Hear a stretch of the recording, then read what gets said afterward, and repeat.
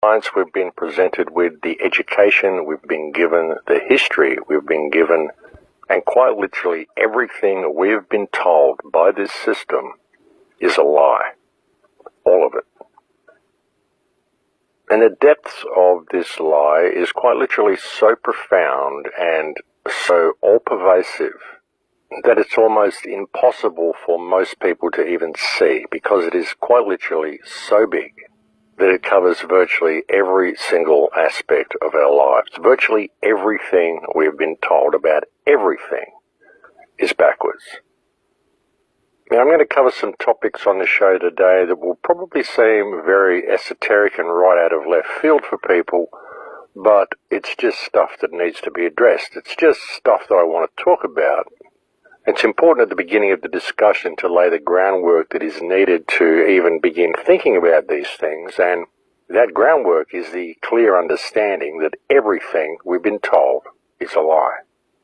All of it. Our history, who we are, where we come from, our religions, our food, our medicine, what this world is, quite literally everything is a lie. And that's why it's so difficult to ever really discover the truth and to wake up the people around us, because all of the information that we're even researching, most of it, has been falsified. That is why people are constantly locked into different belief systems, why they continue to argue with each other, and why they continue to perpetuate their divide and conquer programming. Because in everything that they're looking at and all the information that they've got, they never even factor in the reality that in any investigation into the past, which is invariably where we look to find out what happened and what brought us to this point, most of the information that we glean from old books about historical figures has been doctored, rearranged and rewritten, and in some cases it's actually even doubtful that many of these people even actually existed. In many cases, works were attributed to people who didn't do those works. In many cases, discoveries were most likely attributed to people who never made those discoveries. Many events were simply fabricated, and many people simply did not do what we were told they did. And as I said, in the case of many of them, it's doubtful that they ever even existed. Or if they did exist, it very often was not when we were told they existed, and very often the information they presented was doctored to fit the current version of reality. Though very often, no doubt, there were little gems left in there just to keep the people guessing and just to keep the people fighting and arguing and squabbling and looking for the deeper meaning without ever really stepping back and looking at reality as a whole.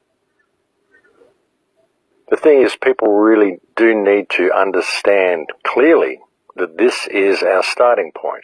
This is what we've got to work with. The fact that everything we've been told is a lie, and we cannot rely on any of the information that we get from any books anywhere. Certainly not any books that have been put on the scene since the invention of the printing press anyway. Perhaps we can find some truth in old books such as the Vedas, perhaps the Nag Hammadi library, if there was a real interpretation of that actually existed, which there doesn't appear to be at the moment. Perhaps there are ancient scrolls that exist that do contain the truth, and perhaps the real truth is still hidden somewhere.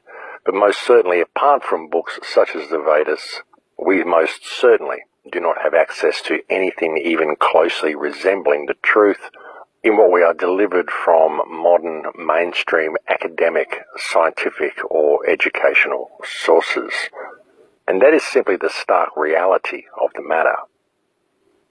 You know, the true reality is, and has always been, that all we can really rely on 100% is that which we go out and experience in the world for ourselves. And that's a very difficult thing for people to come to terms with. However, if one goes out and travels the world and really looks at things open-mindedly, the evidence that everything we've been told is a lie is everywhere, and it speaks for itself. And if you really look at it, one of our biggest problems, one of the things that holds us back more than anything else, comes with our blind acceptance of things. Our blind acceptance of what we're given as facts by the academic system, things that we're told, and we just take as a matter of course and just take them on as part of our everyday life without ever really investigating them. And we do this on so many levels, it's actually quite profound when you step back and look at it. Everyday things we just take as a given and don't ask questions about. And then many people tend to do this when they're researching as well. They just blindly accept what they find online. They find something that reinforces their belief system and they blindly accept it and they move on from that point. Because that's what belief systems do. As soon as you adopt a belief system, you look for stuff that reinforces that belief system and you disregard everything else. You just close yourself off to all possibilities. That's what is so dangerous about adopting belief systems halfway through this journey of life. Because it's a wondrous world, folks, and it's an amazing world, and it is nothing like what we're told it is, and we are nothing like what we are told we are. The question is, what are we? And what is this world? Where do we come from? How do we get here? And where are we going? And the answer to all of these questions is what we're all searching for at the moment, because we've been led so far from our true path.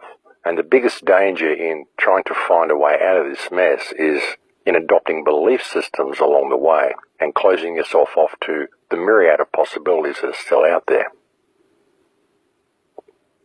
Now, for the last month or so, perhaps